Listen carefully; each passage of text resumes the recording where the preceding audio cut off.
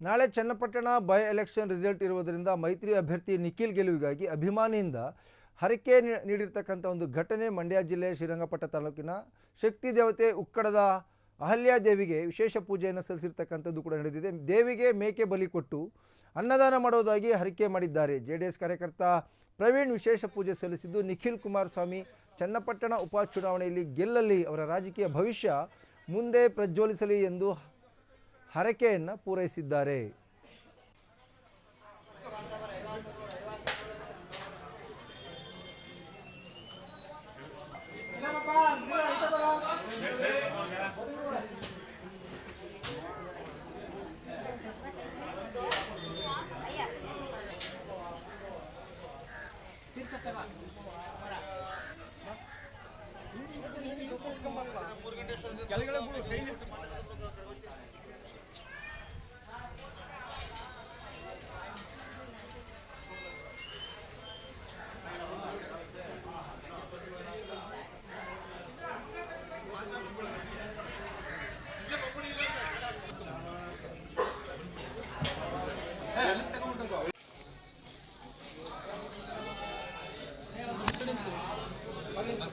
ಪೂಜೆ ಮಾಡಿಸಿ ಸರ್.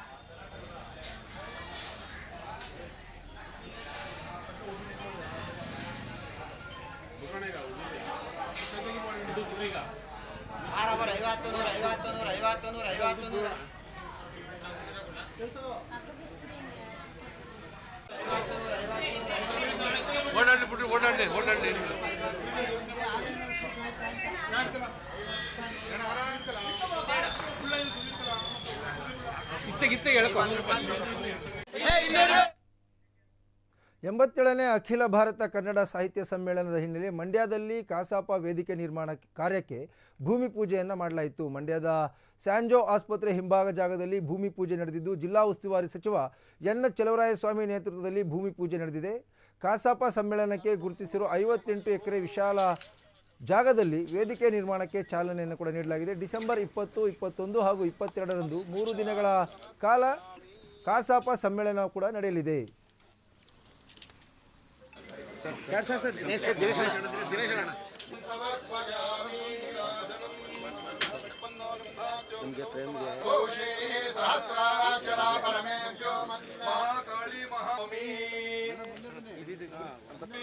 नमः शुद्धोरगस्नानं समर्पयामि महेरणायुधक्षते यो वश्यमदमोरस्तस्य वायुदेनः शरीरमरातयः बृहस्पतिः युवन्त इन्द्रश्चाग्निश्च राष्ट्रन्धारयतां ध्रुवं शिलान्यासमुहूर्तस्सु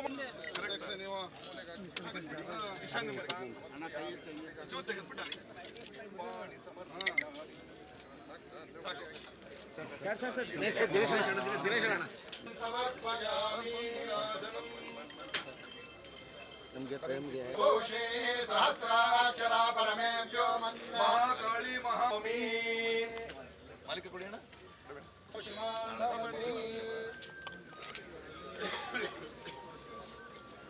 पुष्पाणि समर्पयामि.